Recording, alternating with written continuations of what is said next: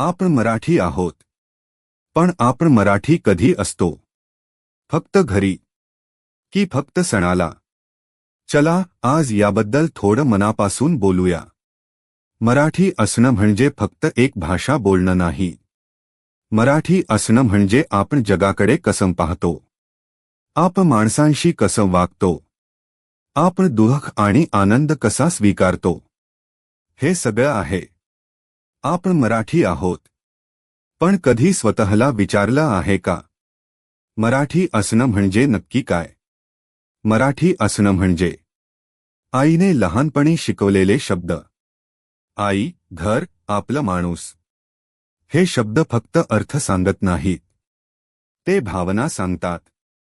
मराठी भाषेत दुःख सांगायला मोठे शब्द लागत नाहीत आणि आनंद व्यक्त करायला दिखावा लागत नाही.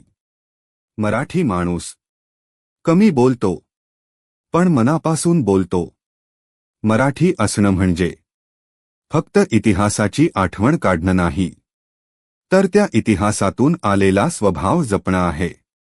परिस्थिती कठीण असली तरी हार न मानणं, कष्टाला लाज न वाटणं आणि यश मिळाल्यावर जमिनीवर पाय ठेवणं, हे सगळं मराठी असण्याचा भाग आहे.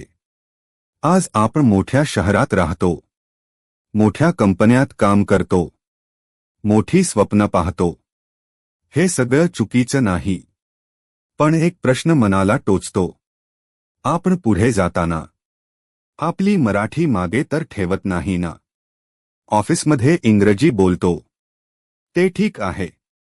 पण हळूहळू गरज नसतानाही मराठी कमी होत जाते. आणि एक दिवस आपल्यालाच वाटायला लागतं, मराठी नीट जमत नाही. तेव्हा मन थांबतं. कधी कधी मराठी बोलायला लाज वाटते का? इंग्रजी बोललो नाही तर आपण कमी वाटतो का? जर असं वाटत असेल तर प्रश्न भाषेचा नाही, तो आत्मविश्वासाचा आहे. भाषा कधीच लहान नसते, ती बोलणाऱ्याच्या मनाने मोठी होते.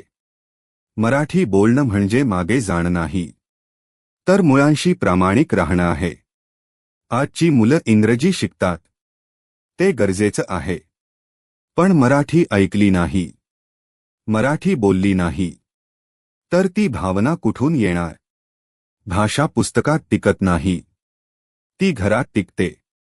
आपण रोज थोडी मराठी बोललो तर मराठी आपोआप टिकते.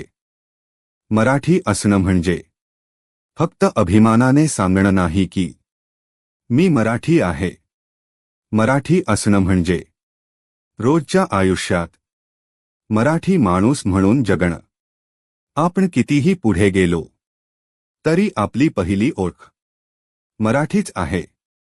आणि जोपर्यंत ही ओळख जिवंत आहे, तोपर्यंत मराठी जिवंत आहे.